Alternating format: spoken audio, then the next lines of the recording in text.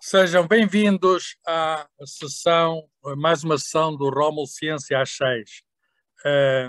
Rómulo é o Centro de Ciência Viva da Universidade de Coimbra e hoje vamos falar da doença de Alzheimer. Em particular, vamos falar deste livro que aqui estamos a ver, Alzheimer, a verdade sobre a doença do século, com o professor Bruno Dubois, que está connosco diretamente de Paris, do Hospital Pitié-Salpêtrière, que é um hospital pioneiro em doenças, no tratamento de doenças neurológicas, e connosco temos também a professora Cátia Andrade, que foi a tradutora deste livro, que saiu há poucos meses na editora Guerra em Paz. Eu vou dizer algo sobre o tema do livro, sobre os autores, primeiro em português e depois resumidamente em francês, porque esta sessão será bilingue, será em português e francês. Sobre o Alzheimer. A doença do século é como é chamada neste livro, é uma enfermidade atualmente muito comum. Infelizmente, em Portugal há muitos idosos e um fator de risco é a idade, atinge 2% da população portuguesa, há 200 mil casos em Portugal. Não havia um livro bem escrito sobre o assunto, mas agora já há. É este o livro de um dos maiores especialistas do assunto, que é um professor de neurologia na Sorbonne e também diretor do Instituto da Memória e da Doença de Alzheimer, que ele próprio criou no Hospital de Pitié-Salpêtrière, que é, como eu já disse, uma instituição muito antiga.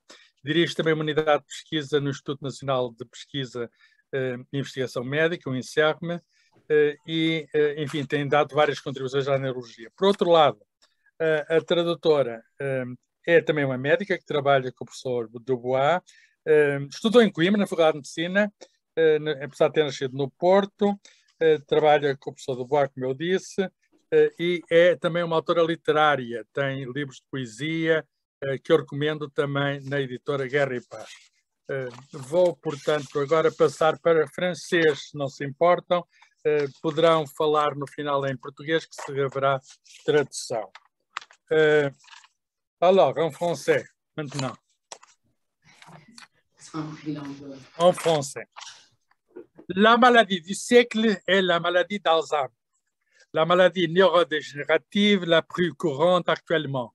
Elle cause 60 à 70% des cas de démence et dont le plus grand facteur de risque est l'âge. En effet, la longévité s'est accrue au cours des dernières décennies, entraînant l'apparition d'un plus grand nombre de cas. Au Portugal, l'espérance de vie à la naissance est maintenant 80 ans pour la population totale, c'est différent pour les femmes et les hommes. Mais nous avons beaucoup de cas au Portugal, c'est environ 2% de la population, 200 000 cas d'Alzheimer au Portugal. Portugal est dans une liste de la OCDE, c'est le 4e pays avec plus de cas d'Alzheimer, précisément parce que c'est un pays avec beaucoup de personnes âgées. Chacun de nous connaîtra certainement des cas dans sa famille ou dans des familles proches. Il existe des estimations qui placent le Portugal en quelques années, en quelques 20 années, comme le plus ancien pays de l'Union européenne et un des plus anciens du monde. Ça veut dire un pays avec plus de personnes âgées. Et il sera un problème beaucoup plus grave que c'est maintenant. Nous avons maintenant au Portugal un livre très bien informé sur cette maladie. C'est le livre du professeur Dubois. C'est une maladie qu'on ne sait pas curer, mais on sait beaucoup sur cette maladie. Le titre est Alzheimer, la vérité sur la maladie du siècle. C'est une traduction de l'original français publiée récemment chez Grasset. Son auteur est le neurologue français Bruno Dubois, grand spécialiste de la maladie, et sa traductrice est la neurologue portugaise qui travaille en France avec professeur Dubois, Cátia Andrade. Brandewey est professeur de neurologie à la Sorbonne à Paris. Il dirige l'Institut de la mémoire et de la maladie d'Alzheimer qu'il a créé à l'hôpital de la Pitié-Salpêtrière. Il nous parle de là. L'institution de longue tradition en neurologie. C'est là qu'a travaillé Jean-Martin Charcot, le médecin du 19e siècle qui a fondé la neurologie. Dubois dirige également une unité de recherche de l'Institut national de santé et de la recherche médicale, INSERM, sur le cerveau et la moelle épinière dans le même hôpital. Parmi ses contributions à la neurologie figure un test d'identification de la maladie, le test des 5 mots, dans lequel le patient est invité à se souvenir de 5 termes, 5 groupes sémantiques différents qui lui sont présentés. C'est son premier livre pour le grand public, car les autres livres sont des ouvrages de nature plus spécialisée. Le livre est très accessible pour les lecteurs, pour tous les lecteurs. Les personnes, les lecteurs peuvent ici trouver des informations fiables sur la maladie. Et c'est un livre très bien organisé, en 3 chapitres. Qu'est-ce que la maladie d'Alzheimer, l'aventure de la connaissance et l'aventure moderne. Mais j'ai parlé beaucoup. Maintenant, le mot, c'est des auteurs. Et je vais commencer par Katia Andrade parce qu'elle parle portugais et elle va donner quelques mots en portugais et après, on va changer pour le français. C'est bien ici? Katia, muito obrigada, professor Carlos Filhais. Se me permite, desde já, enfim, apenas agradecer o convite, a iniciativa, esta extraordinária iniciativa. É para mim uma grande alegria estar aqui e em particular, voltar a casa, porque, de facto, ao longo da vida vamos tendo várias casas e a minha primeira casa, e sobretudo direi mesmo a casa primordial académica, é aí em Coimbra, na Universidade de Coimbra, onde me formei em Medicina e onde fiz a maior parte dos meus estudos. E depois tive a grande alegria de poder vir, enfim, fiz a especialidade no Porto e depois tive a grande alegria e oportunidade de poder vir para Paris trabalhar com o professor Bruno Dubois. Mas eu queria, se me permite, fazer 3 agradecimentos. Agradecer-lhe a si pelo convite, mas também dizer-lhe o quanto o estimo, o quanto o admiro, porque o senhor professor Carlos Filhais é um homem extraordinário, um renomado cientista no âmbito da física, mas também um grande divulgador das ciências. E penso até que será o maior divulgador de ciência em Portugal. Portanto, agradecer-lhe realmente... Obrigado, Bel, é bondade sua. E tudo isto. Portanto, enfim, este empenho, esta sua vontade de dar a conhecer a ciência a todas as pessoas. Portanto, isso é absolutamente extraordinário. E felicitá-lo realmente por esta última lição que deu e pela sua carreira imensa académica. O meu irmão mais velho, o Wilson Simões, e um dos meus sobrinhos, o Rodrigo Simões, foram seus alunos. Eu sei bem como o senhor professor é tão apreciado em Coimbra, e, enfim, através de outros testemunhos, etc. Portanto, muito obrigado, Sr. Professor, é um prazer estar aqui. E depois Rómulo, esse homem extraordinário, o Sr. Professor deu um nome de um grande poeta, que sou também uma pessoa que adora poesia, saber que o seu centro de ciência viva se chama Rómulo de Carvalho, que foi também António Gedeão, enfim, tudo isso é excepcional. Depois, agradecer também ao editor, nomeadamente ao Manuel Fonseca, que é um homem extraordinário, muito criativo, e à sua editora Guerra e Paz, sobretudo por ter estado muito interessado desde o primeiro dia na publicação deste livro. Mas agradecer também à Universidade de Aveiro e, de modo muito particular, ao Instituto de Biomedicina e ao professor e querido amigo Manuel dos Santos, porque foi exatamente, enfim, felizmente, o professor Manuel dos Santos ouviu-me e achou que é muito interessante publicar o livro, e o apoio, ali está, o professor Manuel dos Santos, le professeur Manuel dos Santos de l'Université d'Aveiro, avec qui j'ai parlé pour trouver des fonds pour publier votre livre au Portugal. Donc je lui remercie aussi, parce qu'il voudrait aussi vous inviter à venir à Aveiro, bom, ele vos en parlera. Mais para lhe dizer, e portanto, este agradecimento em muito sentido, um grande abraço, professor Manuel Santos, e obrigada por estar connosco aqui, porque realmente foi muito importante. Sem este financiamento, sem este apoio financeiro, provavelmente o livro não teria visto a luz do dia. Depois, para mim, como tradutora, foi absolutamente excepcional, porque o professor Bruno Dubois é realmente o expoente máximo da neurologia comportamental, cognitiva e, em particular, no domínio da doença de Alzheimer. Portanto, para mim é um privilégio imenso. Este livro é absolutamente apaixonante, entusiasmante. Penso que para qualquer pessoa que o leia vai aprender não só, porque é muito didático também, escrito numa linguagem, direi, relativamente simples, e, portanto, muito acessível a todas as pessoas, mas profundamente rigorosa e também muito sentida, porque se trata de um homem com alma, com grande alma. O professor Dubois é um homem bom também, isso é extraordinário e não é sempre assim, não é assim tão corrente, para além do grande cientista e do grande excepcional médico, clínico, neurologista que é. Portanto, foi um grande prazer estar aqui. Portanto, levar este livro, esta obra do professor Bruno Dubois a Portugal e poder partilhá-la com todos vós, é para mim, enfim, um motivo de grande alegria.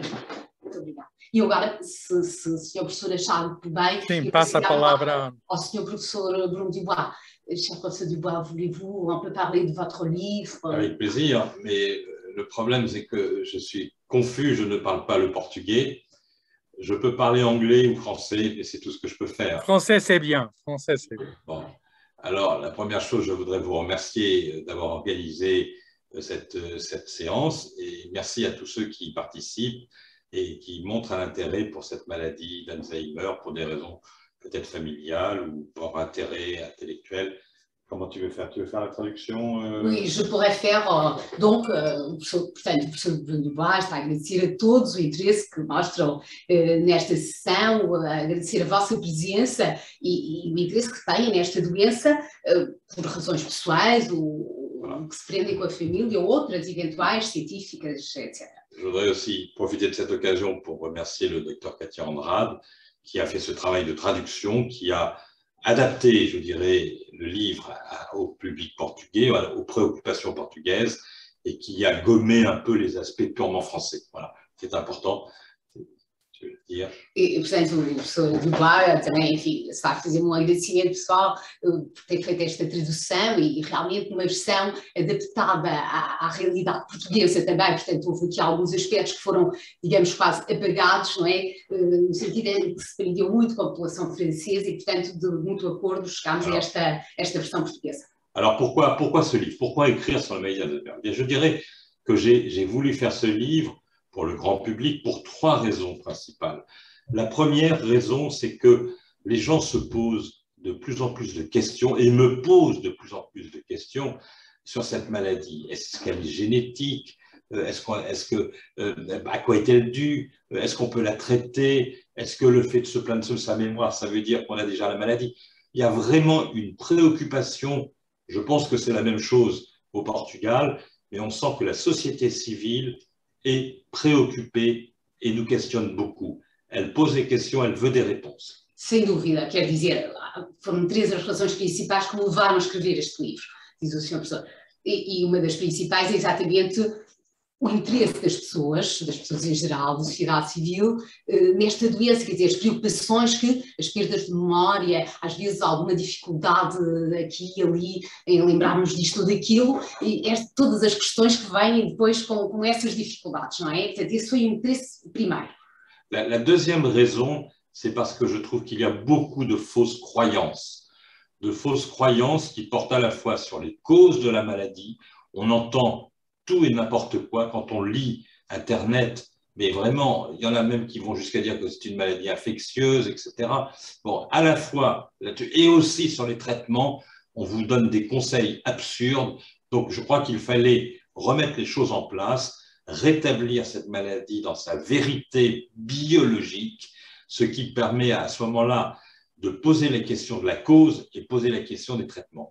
Portanto, a segunda razão tem a ver com as falsas crenças que por aí há, enfim, há quem diga mesmo que se trata de uma doença infecciosa, enfim, diz-se de tudo, diz-se um pouco de tudo, e portanto a vontade do professor Dubois foi, de facto, de repor a verdade biológica na qual assenta esta doença. La troisième raison, c'est parce qu'aujourd'hui, il y a des progrès considérables qui ont eu lieu au cours de ces 10 dernières années, 15 dernières années, et qui font que c'est une maladie qui est devenue une maladie, je dirais, qui est une maladie moderne, c'est-à-dire qu'il y a des problématiques qui sont extraordinairement passionnantes sur la possibilité de faire le diagnostic formellement avec l'accès à des biomarqueurs, que parallèlement à cela, on a énormément progressé dans l'identification très précoce de la maladie dès les premiers symptômes et grâce aux biomarqueurs avant même la survenue de la maladie, et nous travaillons là-dessus, sur ce sujet ici. Et la troisième raison, c'est parce que... attendez, il y a quelqu'un qui veut rentrer. Je peux voir si le verbe était pardon. Et la troisième raison... Non, je suis en visioconférence.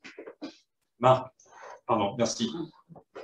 Et la troisième raison, c'est qu'il y a des traitements qui sont en train d'apparaître et dont on pourra parler, si vous voulez, tout à l'heure. Donc, je reprends pour que tu me fasses la synthèse.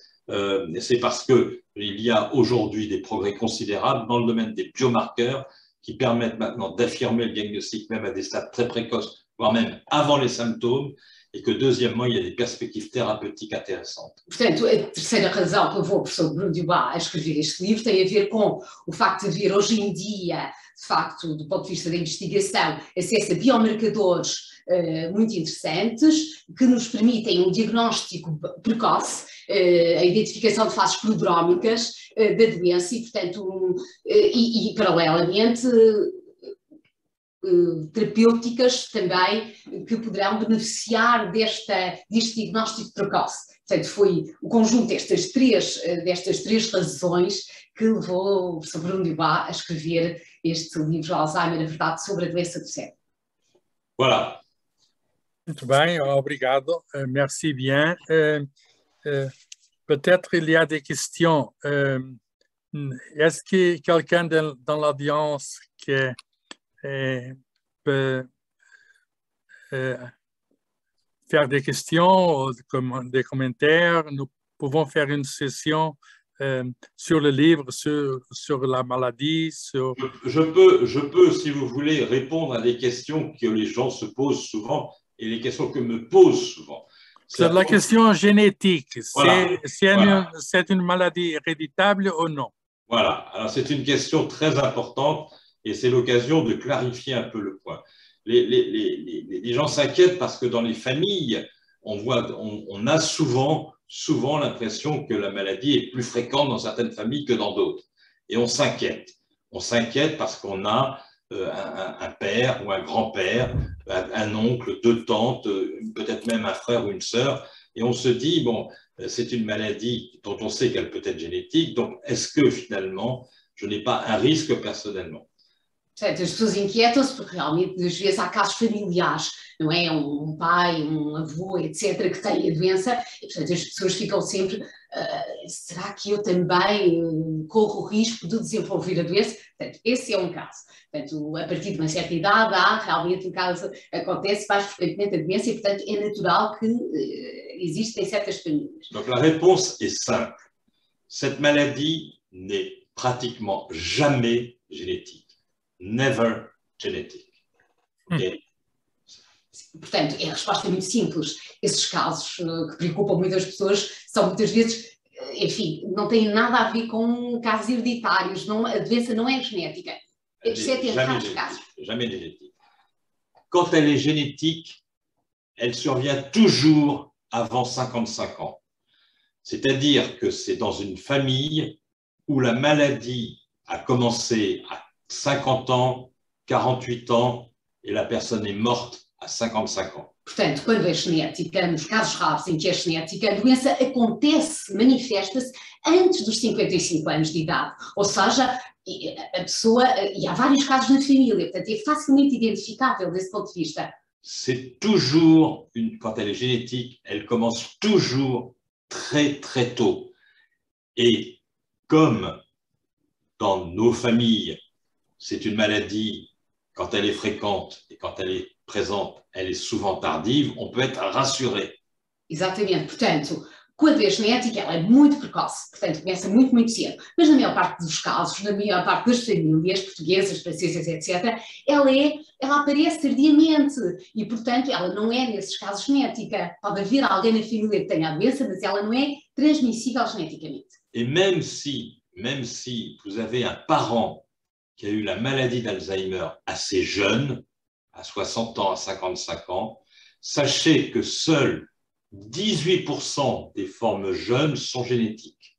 Portanto, mesmo no caso em que haja familiar com uma forma relativamente jovem, aos 60 anos, 55 anos, apenas em cerca de 18% dos casos é que se trata de uma doença genética. Portanto, nesses casos, apenas 18% é que são de facto de origem genética.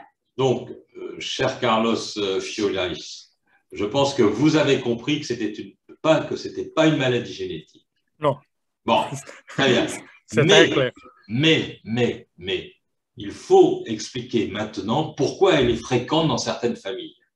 Exatamente. Embora não seja uma doença genética, na grande parte dos casos, porquê que ela é tão frequente nas famílias, na grande parte das famílias? Alors, il y a deux raisons. La première, parce que ce sont souvent des familles où on vit longtemps.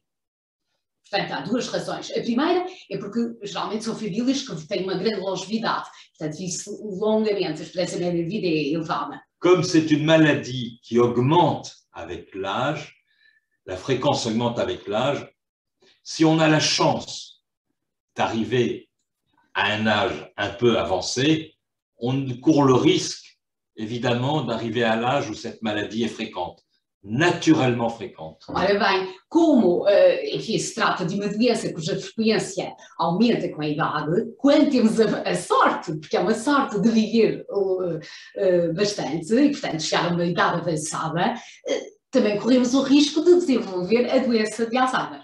Donc, c'est plutôt une chance, ça veut dire qu'on vit dans une famille à grande longévité. Exatamente, afinal uma sorte viver numa família com grande longevidade. Depois há consequências. La deuxième raison, c'est qu'il y a des facteurs de risque qui sont, eux, génétiques.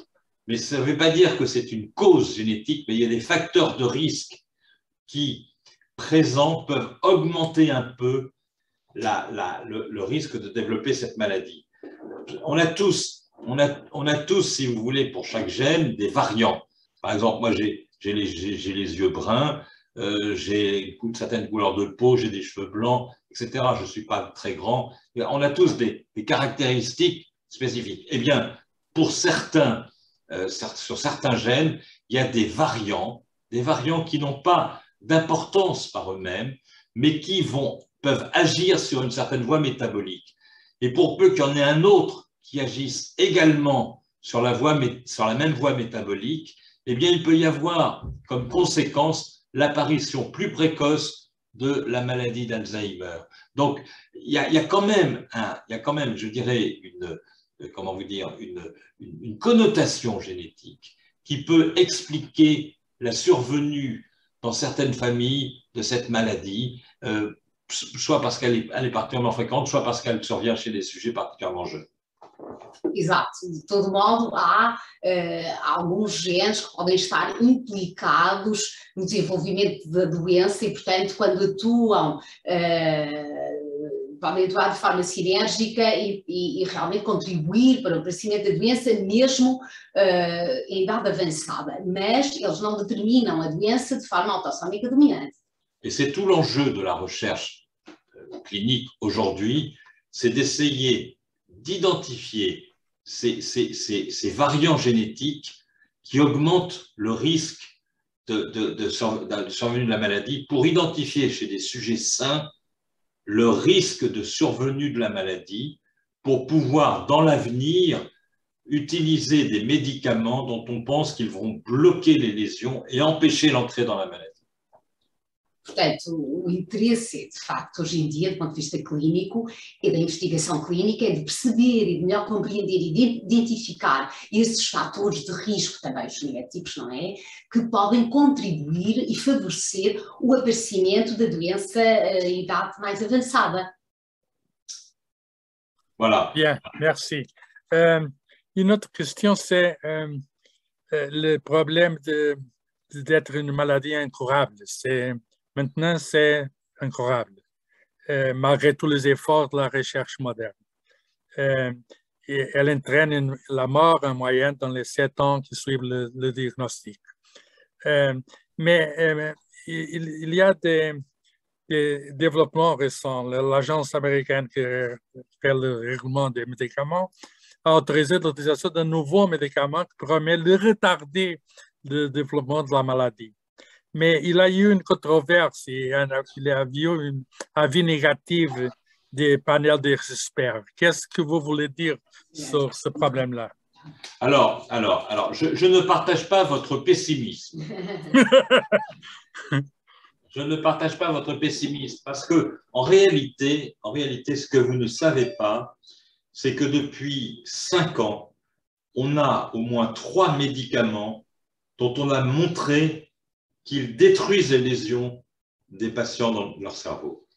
De facto, não partilho o pessimismo do seu professor Carlos Filhais. Existem desde há 5 anos, pelo menos 3 medicamentos capazes de destruir as lesões que caracterizam a doença de Alzheimer. C'est-à-dire que, pour que vous compreniez bien, on a des moyens maintenant de mesurer la concentration des lésions dans le cerveau. Eh bien, par rapport aux gens qui prennent du placebo et qui voient la concentration augmenter au cours de l'étude, les patients qui sont traités voient leurs lésions diminuer au cours de l'étude. Portanto, em relação, nos estudos de placebo versus molécula, estas 3 moléculas que o Sr. Professor evoca, percebeu-se que, efetivamente, os doentes que fazem placebo, portanto, a substância não ativa, evoluem, o número de lesões destes doentes tende a aumentar, enquanto que nos doentes que tomam a substância ativa, o número de lesões tende a diminuir. Portanto, há um impacto, há como que uma limpeza em termos de lesões nos sujeitos que fazem este tratamento. Donc ça, c'est déjà un point important. Le problème, c'est que aucun de ces médicaments n'avait montré un effet sur les symptômes. Or, on est là pour soigner des symptômes et pas que pour soigner des lésions. Ora, a questão é que nenhum destas 3 substâncias mostrou um efeito sintomático e, portanto, não houve uma melhoria sintomática. Nós, enfim, como neurologistas, queremos tratar os sintomas, não é? Não propriamente as lesões, embora compreendamos que é preciso limpar as lesões para, provavelmente, tratar os sintomas. Et alors, pour expliquer ce contraste ou cette impasse entre un effet important sur les lésions et l'absence d'effet sur les symptômes, l'hypothèse que nous avons avancée était que probablement les médicaments étaient étudiés chez des patients trop avancés dans leur maladie et que finalement il ne pouvait pas y avoir une récupération, voire même un blocage parce qu'il y avait déjà trop de lésions dans le cerveau. Exatamente, e portanto a hipótese avançada nomeadamente pelo professor Dubois, e é ele o autor da definição moderna da doença de Alzheimer, exatamente que estes fármacos não teriam repercussão a nível sintomático porque os doentes incluídos nos estudos estariam demasiado evoluídos, avançados na doença e portanto, daí depois o senhor professor ter criado também os tais critérios novos. Et donc ce dernier médicament, l'aducanumab, a été étudié chez des patients relativement précoces, au début des symptômes. Et là, on a pour la première fois observé un effet. E, portanto, o aducanumab, esse medicamento que o Sr. Professor Carlos Filhais se referia, que foi aprovado pela Food and Drugs Administration nos Estados Unidos, mostrou que, de facto, pela primeira vez, provavelmente porque os doentes incluídos nos estudos foram incluídos numa fase bastante precoce da doença, seguindo os critérios do professor Dubois, os critérios de diagnóstico de Dubois e tal, permitiu, de facto, mostrar que, afinal, esse tipo de fármaco tem impacto também a nível dos sintomas e, portanto, houve pela primeira vez, é muito importante, uma repercussão, uma melhoria não só em termos de limpeza de lesões, mas também sintomática, e isso é extraordinário. Pour moi, c'est une étape considérable parce que, ça y est, maintenant, on a la preuve que quand on améliore les lésions, on peut améliorer les symptômes. Alors, pour moi, c'est énorme, mais le résultat qu'on a observé est tout petit. Ça veut dire qu'il est même discutable, mais ça ne fait rien. À partir du moment où il y a eu un effet, on est sur la route, on est sur le chemin. Para o professor Dubois é realmente uma etapa considerável, porque pela primeira vez foi possível mostrar que uma limpeza, uma redução do número de lesões a nível cerebral estava associada a uma melhoria sintomática. Ora, é um passo considerável, extraordinário, apesar de uma repercussão mínima do ponto de vista, por enquanto, do ponto de vista sintomático. Mas é a chave, quer dizer que estamos no bom caminho. Alors, si vous voulez, évidemment, on est pressé par le temps, on voudrait que ça aille vite, on voudrait avoir pour nous-mêmes, peut-être pour nos parents, déjà ces médicaments. Je pense que c'est en train de venir. Je crois vraiment que ça va venir maintenant. Et après l'aducanumab, il y a maintenant deux médicaments que l'on connaît qui ont un effet, je crois, supérieur à l'aducanumab, c'est le BAN et un nouveau médicament qui s'appelle le donanemab.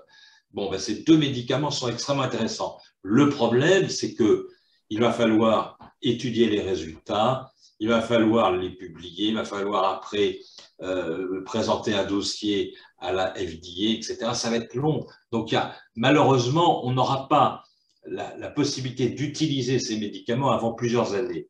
Mais globalement, on est sur le chemin.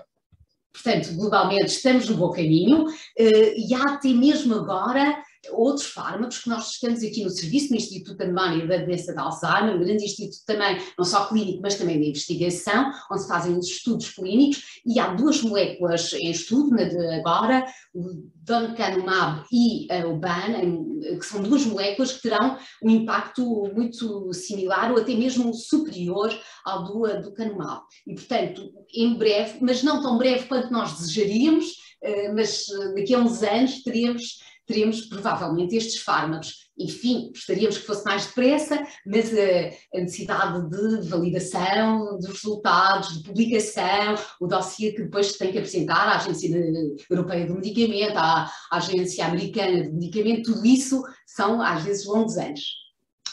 Très bien, je remercie. Un pessimiste, c'est un optimiste qui n'est pas bien informé. C'est mon cas. Ou qui est trop bien informé.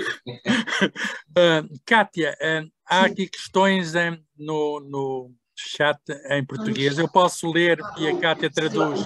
Faz favor. Oui, j'ai vu, il y a des chats. J'ai vu. Eu leio e a Kátia traduz em francês, está bem? Ok. Portanto, começo por dizer, poderemos adiar o aparecimento da doença se há fatores protetores e se stress acentuado pode precipitar o aparecimento da doença. Alors, une des questions concerne, professeur Dubois, le stress. Est-ce qu'un stress majeur pourrait précipiter la survenue de cette maladie? C'est une question très importante, très souvent posée et qui mérite d'être bien répondue. Alors,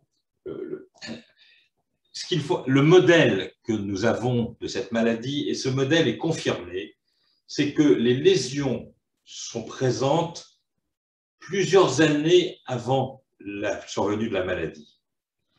Portanto, o modelo que temos e que sabemos de facto é que as lesões que caracterizam a doença de Alzheimer estão presentes a nível cerebral anos antes, por vezes até 10, 15 anos antes da manifestação da doença.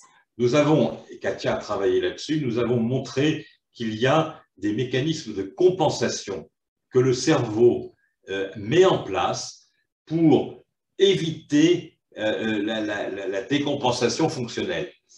De facto, nós sabemos, e temos trabalhado nisso, que há mecanismos de compensação, neuronais de compensação, que o cérebro é capaz de utilizar para, exatamente, como diz o termo, compensar as dificuldades que começam a surgir. Donc, notre fonctionnement cognitif est un équilibre entre des lésions d'un côté et des mécanismes de compensation de l'autre qui font qu'on maintient finalement un niveau.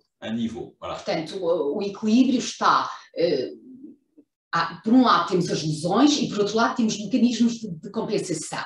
E havendo este equilíbrio, a pessoa é do ponto de vista cognitivo normal, porque é capaz de ser...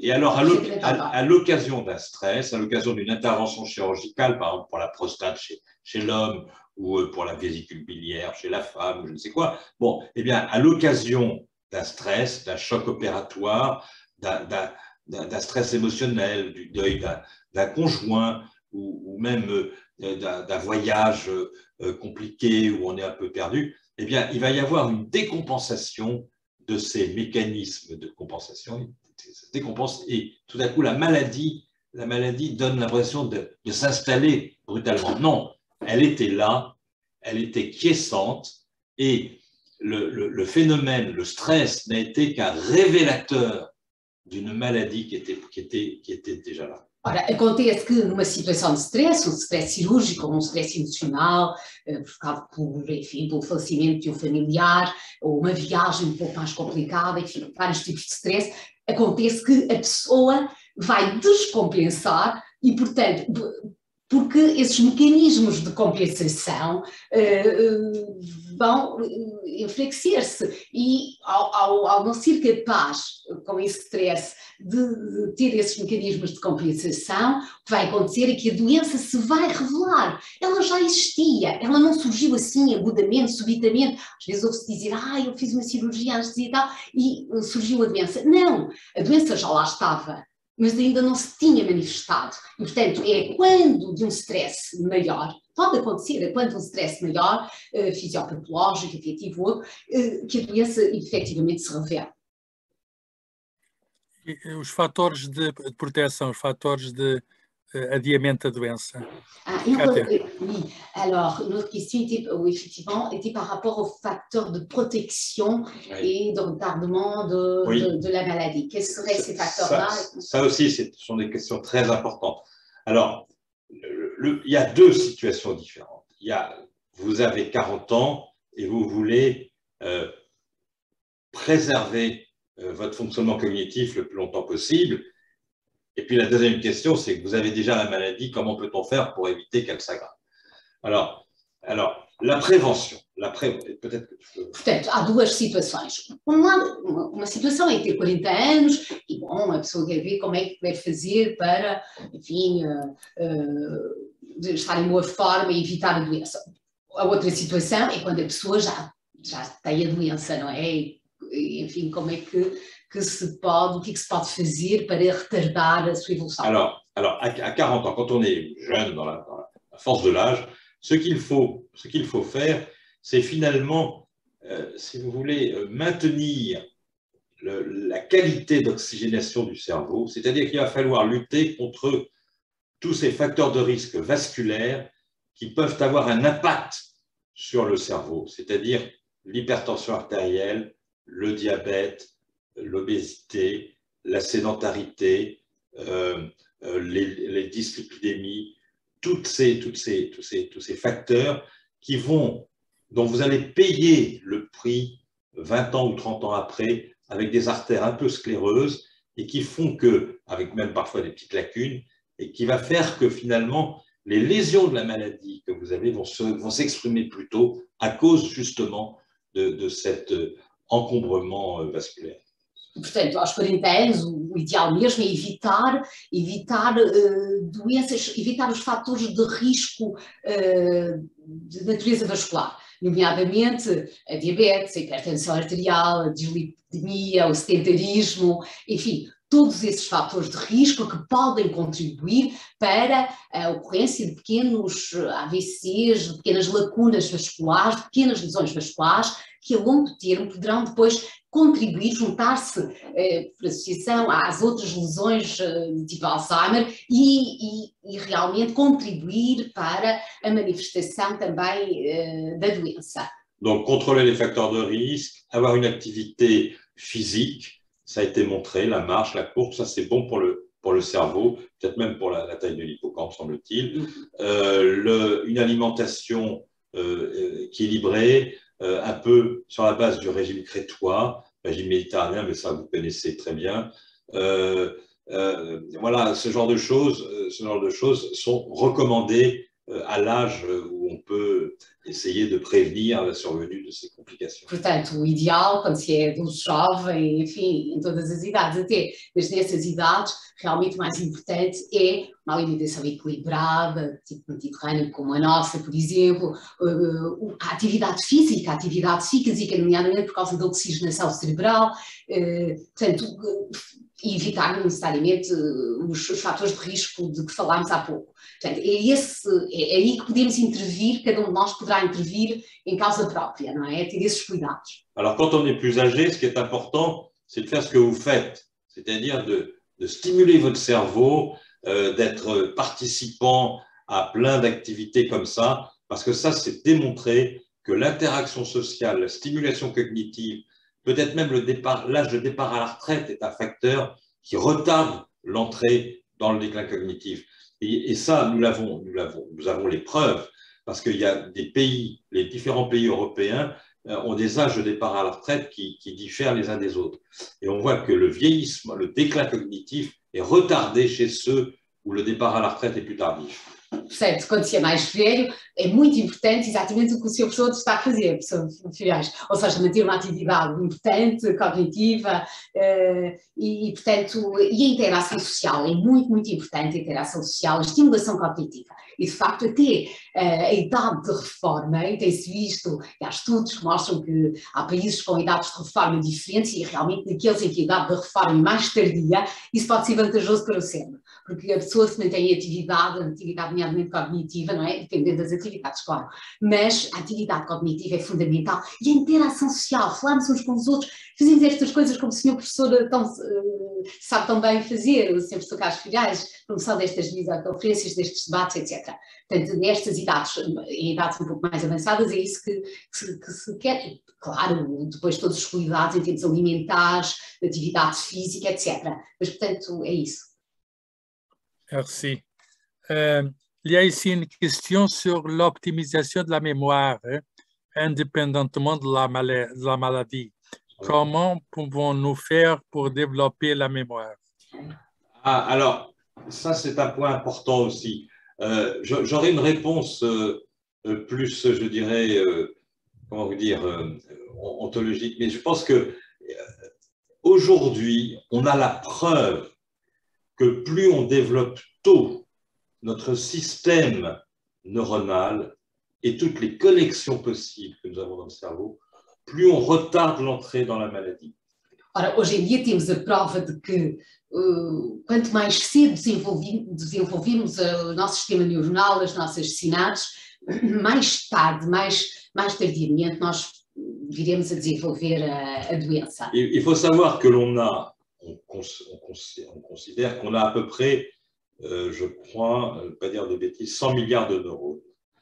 On ne les a pas comptés, mais on estime que c'est de l'ordre de 100 milliards de neurones. Bon. Et on sait que chaque neurone peut établir jusqu'à 10 000 connexions avec les neurones voisins. Exatamente, isso realmente o seu professor refere no seu livro, esse número imenso de neurónios e a quantidade de conexões que estes neurónios podem fazer, um emaranhado de 100 mil milhões de neurónios, não é? E cada um destes neurónios pode fazer cerca de 10 mil conexões, portanto, o cérebro é realmente uma rede neuronal impressionante. Donc il y a un potentiel de contact et de connexion absolument monstrueux. Et il est démontré que plus on développe ce potentiel au cours de notre développement culturel, des premières années de la vie, eh bien, il est démontré que on appelle ça une sorte de réserve cognitive. C'est la cognitive reserve qui va tamponner l'entrée dans la maladie, qui va retarder les méfaits des lésions. Alors, ça veut dire qu'il faut stimuler les enfants. Il faut qu'ils fassent marcher leur mémoire, il faut qu'ils apprennent des récitations, il faut qu'ils lisent beaucoup, il faut qu'ils aient un imaginaire, il faut qu'ils développent toute cette ressource considérable qui est là et dont ils vont disposer pour pouvoir retarder les effets de la maladie. Ora, exatamente, portanto é muito importante na pequena infância, não é? No ensino pré-escolar, no ensino básico, desenvolver, e mesmo antes, logo dos 0 aos 3 anos, desenvolver várias competências no domínio da memorização, não é? E outras, porque de facto o desenvolvimento destas redes neuronais é extremamente precioso e ele faz sobretudo e muito, de forma muito impressionante e galopante nos primeiros anos de vida. E depois, claro, ele é necessário ao longo de toda a vida e toda a nossa formação académica, etc. Portanto, a leitura, a recitação, a memorização de textos, etc., tudo isso é muito importante. E é importante desde a primeira infância, porque estas competências, o desenvolvimento destas faculdades, contribui para o que se chama a reserva cognitiva e, portanto, esta capacidade de retardarmos uma eventual entrada na doença, não é? Sim, merci. Kátia, tenho aqui uma questão em português que talvez possa traduzir, que é a questão da enxaqueca. Pessoas têm enxaquecas, qual é a relação, migraine em inglês, qual é a relação entre a enxaqueca e o Alzheimer? Migraine et maladie d'Alzheimer, est-ce que la migraine aurait un impact? Non. Aucun rapport. Aucun rapport. Aucun relação rapport. entre as duas. Entre as duas Et ça me fait plaisir parce que je suis un grand migraineux. Oh!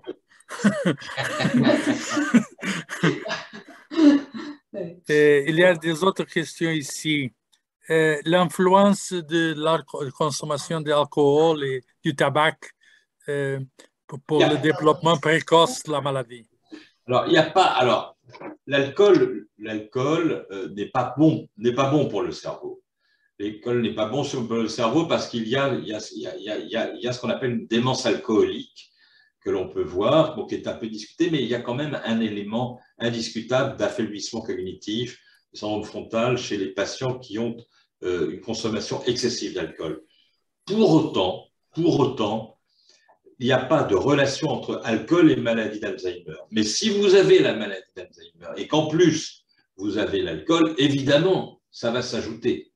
Claro, portanto, o álcool não é de todo bom para o cérebro, há até demências provocadas por alcoolismo excessivo, mas não há uma relação direta entre álcool, consumo de álcool e doença de Alzheimer. Mas no caso de estarmos perante um doente de Alzheimer, que é também um alcoólico que consome álcool de forma excessiva, claro que haverá um efeito, enfim, sinérgico, não é? E, portanto, as coisas serão ainda piores do ponto de vista da função cognitiva, etc. Muito bem.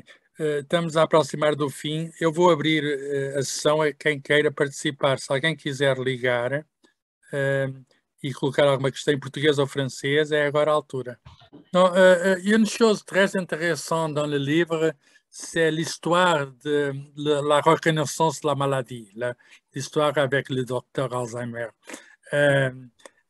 Est-ce que vous pouvez raconter un peu, parce que c'est très intéressant de savoir directement de l'auteur comme nous avons reconnu la maladie. Oui, c'est intéressant pour deux raisons. D'abord,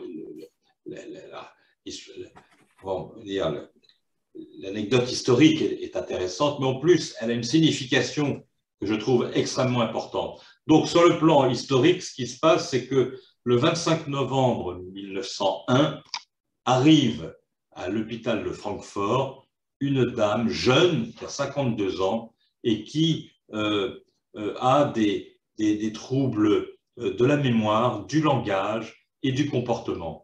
Portanto, o que é importante e interessante do ponto de vista histórico é que no dia 25 de novembro de 1901 deu entrada no hospital de Frankfurt uma senhora com distúrbios do comportamento.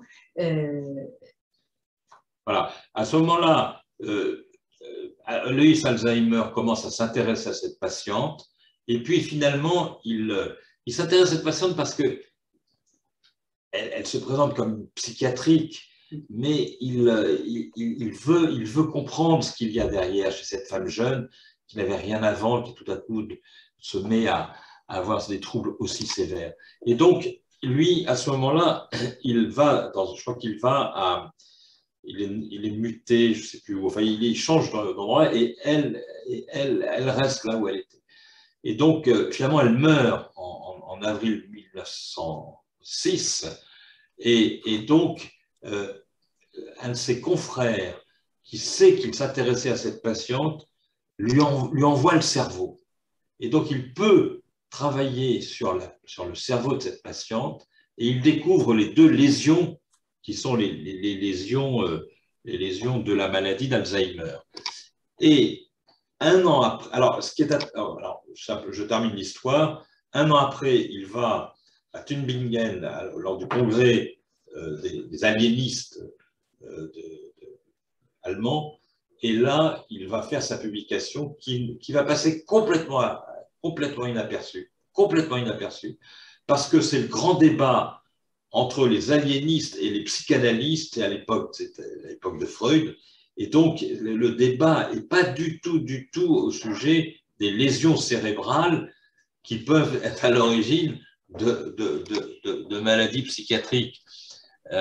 E, de facto, foi absolutamente extraordinário. Alois Alzheimer interessou-se muito particularmente por esta doença, Auguste Deter, e ele vai segui-la ao longo de cerca de um ano, quase diariamente, ele vai observá-la, etc. Ela tinha distúrbios psiquiátricos, mas também outras alterações cognitivas que o chamaram a atenção. E, portanto, ele vai muito particularmente seguir esta doente. Depois ele vai para outro serviço, mas pede a quem ficou neste serviço em Frankfurt que lhe dê notícias desta doente. E quando a morte desta doente, em abril de 1906, Alois Alzheimer vai ter acesso ao cérebro dela.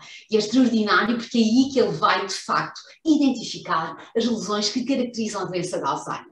E, enfim, ele, de facto, pela primeira vez, identifica as lesões e diz: trata-se de uma doença neurológica, portanto, de uma doença cerebral, não é? Orgânica. E ele vai dizê-lo num congresso em Tübingen, um congresso dos chamados alienistas, os psiquiatras da época, mas, enfim, estamos na época também de Freud e a psicanálise tem um grande impacto e a interpretação das coisas é diferente e, portanto, a sua comunicação, enfim, que sabemos hoje tão importante, passa completamente despercebida. Mas e só mais tarde é que realmente se vê que Alois Alzheimer tinha razão. Alors, deux choses. D'abord, je vais vérifier, en réalité, c'est à Francfort qu'elle est arrivée. Enfin, et la deuxième chose importante, c'est ça le message que je voudrais vous faire passer, que je trouve absolument essentiel, c'est que c'est, en gros, on peut dire, parce qu'il y avait la paralysie générale avant, mais n'en parlons pas, on peut dire que c'est la première fois qu'on rattache un trouble à expression psychiatrique à une atteinte du cortex cérébral. Et ça veut dire qu'on va faire rentrer, grâce à cette observation et à tout ce qui va suivre, les dérèglements, je dirais, les dérèglements affectivo-psychiatriques dans la pathologie cérébrale. Portanto, é a primeira vez que se faz a ligação entre o distúrbio comportamental, afetivo, psiquiátrico, com uma lesão do córtex cerebral. E, portanto, isso foi absolutamente notável. É a primeira vez que se mostra que, de facto, a doença de Alzheimer é uma doença cerebral, uma doença neurológica. Obrigado, merci. Alexandre Correia, vous voulez dire quelque chose? Bonjour Katia, bonjour. Oui, j'ai une question un peu métaphysique. Supposons qu'on arrivera à guérir complètement l'Alzheimer, d'accord? Donc, puis qu'on a venu quelqu'un qui a déjà un état très avancé et après on le guérit complètement. Donc, ma question c'est, est-ce que cette personne qui avait perdu beaucoup de mémoire, après être guérie, elle sera capable de récupérer les mémoires qu'elle était censée avoir perdues? Non, cher monsieur, non. Parce que si vous voulez, ce qui va se passer, c'est que, en gros, on ne va pas pouvoir faire récupérer quelqu'un qui sera malade. Je pense que le modèle sur lequel on travaille, c'est un modèle différent. C'est de repérer les gens à risque grâce à des biomarqueurs, des gens comme moi, par exemple, le repérer et définir le risque de cette personne. Et à partir de là, si le risque est très, très, très élevé d'avoir la maladie dans les 6 mois qui viennent, traiter pour empêcher l'entrée dans la maladie. Mais une fois qu'on est entré dans la maladie, on ne peut pas faire le chemin. On ne pourra pas faire le chemin en arrière. C'est réversible. Voilà. Portanto, compreendeste bem, Alexandre. Alexandre Correia, c'est aussi un professeur à l'Université de Coimbra, c'est un collègue qui a fait ici un postdoc en physique, donc on se connaît bien de Paris aussi. Donc, exatamente, Alexandre, como, enfim, tu compreendeste, mas para todos os presentes, portanto, não é possível, com um tratamento que há de vir, reverter, e portanto a pessoa, enfim, voltar ao normal, mas é possível sim, é isso no que trabalhamos hoje, é nisso que trabalhamos hoje, identificar os fatores de risco, identificar através dos biomarcadores que temos hoje em dia, as pessoas que correm realmente um risco elevado de desenvolver a doença e, portanto, enfim, propor-lhes um tratamento numa fase muito precoce e mesmo assintomática, provavelmente, dessa doença, de modo a prevenir a entrada na doença. Voilà. Oui, professeur Dubois, quelques mots sur votre méthode des 5 paroles. Comment reconnaître le premier symptôme, comme fait ça?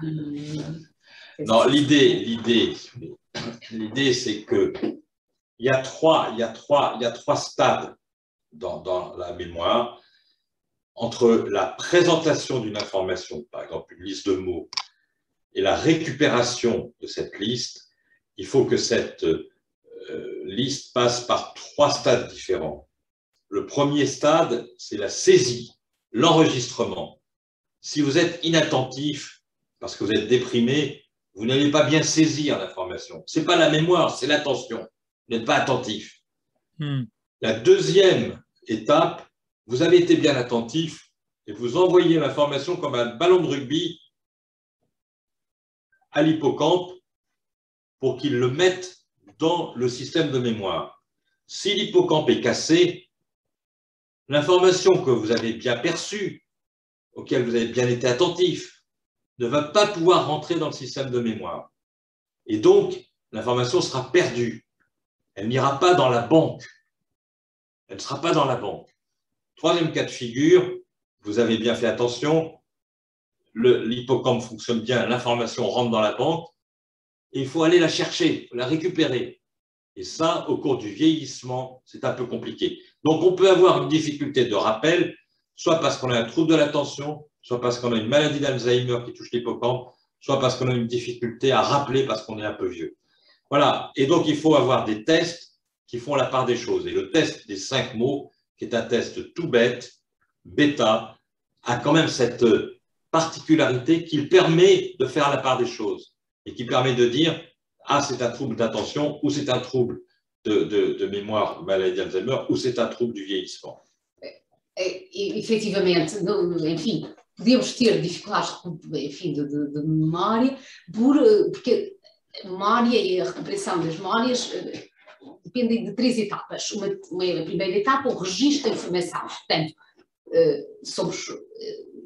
temos uma informação, devemos registá-la. Se houver, no caso de uma depressão, um síndrome ansioso ou depressivo, teremos dificuldade em fazer esse registro, não estamos atentos.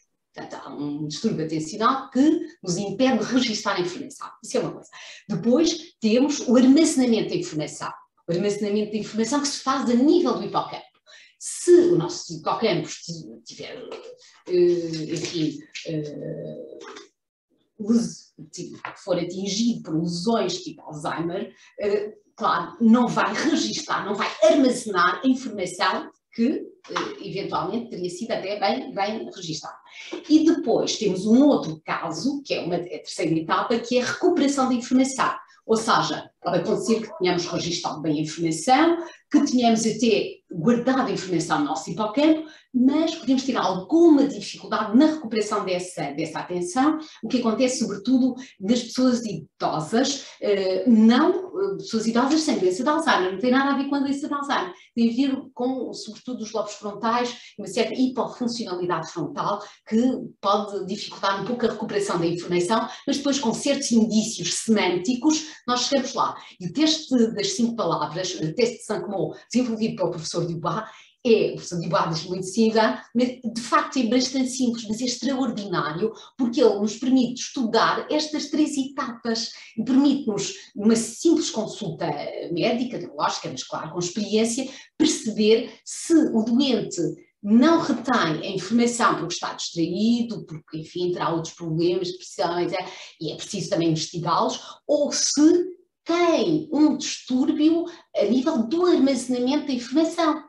Ou então uma dificuldade de recuperação. Por exemplo, se um doente não for capaz de armazenar a informação, nós podemos dar-lhe o nome de uma escola. Então, uma escola foi o edifício de que falámos e tal, é indício semântico, e a pessoa vai nos dizer, um hospital, e vai dar uma intrusão, e portanto significa que ele de facto não foi capaz de armazenar a informação. J'expliquais un peu davantage votre texte. Ok. C'est ça. Bon, ben, je pense que... C'est fini, c'est fini. Pardon. Merci bien. Merci à vous. Il était extraordinaire, l'explication, très simple, l'explication. Et alors, je recommande la lecture du livre. L'Alzheimer, c'est la maladie du siècle, mais il y a beaucoup de connaissances sur la maladie et on peut savoir ça si on lit le livre. Merci, professeur Bourgeois. Merci à vous. Merci à vous. Merci, Cathy Andrade, et au revoir. Merci, professeur Carlos Foyas. Obrigada. Obrigada a todos e beijo. Et on se retrouvera à l'académie alors. Quand vous Oui. Avec plaisir. Ah Avec oui. plaisir. Au revoir, cher monsieur. Merci bien.